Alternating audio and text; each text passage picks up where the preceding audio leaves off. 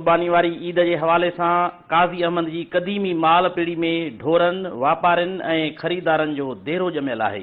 50 साल पुरानी हीअ पीढ़ी सिंध ऐं बलोचिस्तान में हिक जेतिरी मशहूर है, जिते सिंध ऐं बलोचिस्तान खां सवाइ पंजाब जा वापारी भी ढोर विकिणण ऐं वठण लाइ अचनि था। तकरीबन इन पीढ़ी के 35-40 साल थिया आहिनि। हिते सुठे क़िस्म जो माल ईंदो आहे। बकरनि में भी सुठे क़िस्म जो माल ईंदो आहे। 50,000 खां वठी 20,000 ताईं जो बकर हिते खपंदो आहे। पहिरियां हिते का भी सहूलत अहिड़े ख़ासि क़िस्म जी न हुई। बहरहाल इन ठेकेदारी हिसाब सां असां खां जेको थी सघे थो असां तकरीबन इन्हनि खे वापारियुनि खे सहूलत ॾींदा आहियूं। काज़ी अहमद जी माल पीढ़ी में माहियो बाकरो ऐं रेढो माल विकिरे लाइ मौजूदु आहे, पर ढोरनि जो मुल्ह महांगो हुजण करे ख़रीदारनि खे क़ीमत ॿुधंदे ई मथे खे चकर अची वञे थो। छेला चारियूं था 2 साल 2.5-3 साल थियो था वञनि। इहे 12-13,000 वाइला बसि हिते जहिड़ो कट जे हिसाब में वियाजूं पीढ़ी जो इहे हाल आहे। वापारी पासे छा त बीठा आहिनि, असां बीठा आहियूं सुते बसि पोइ पुछण जो कार कान्हे का। 2 महल के हले हाणे वरी अञा के लियो किथे, अञा पीढ़ी आहे किथे आहे। हींअर रेट असां 17 मधो 14 13 कचा थिया थो 12 बसि हाणे वरी आहे किथे।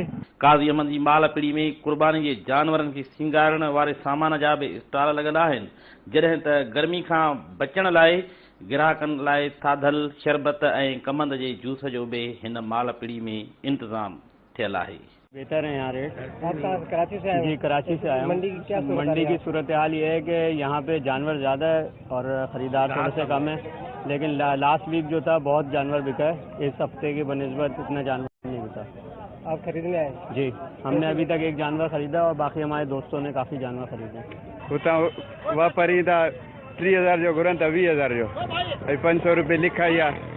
हर शइ महांगाई आहे, वठनि कोन था, खपे कोन थो। बीठा आहियूं सॼो ॾींहुं गर्मी में। असां सुकून सां पंहिंजो रोज़ी कयूं था ऐं पुरअमन तरीक़े सां अचूं था, पुरअमन तरीक़े सां वञूं। हिन वारे छा आहे जो माल तमामु घणो आहे तो ऐं वापारी असांजो तमामु घटि आहे।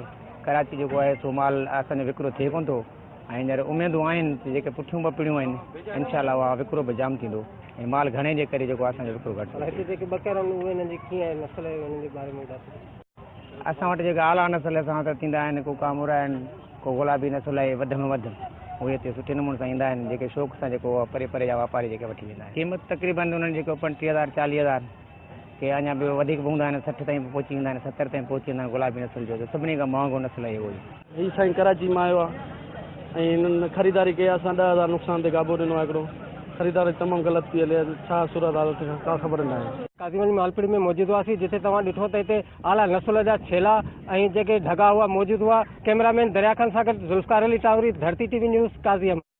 रिपोर्ट वारी थी राति वधीक ख़बरूं बुलेटिन जो हिसो बणाईंदासीं, रुख़ कंदासीं।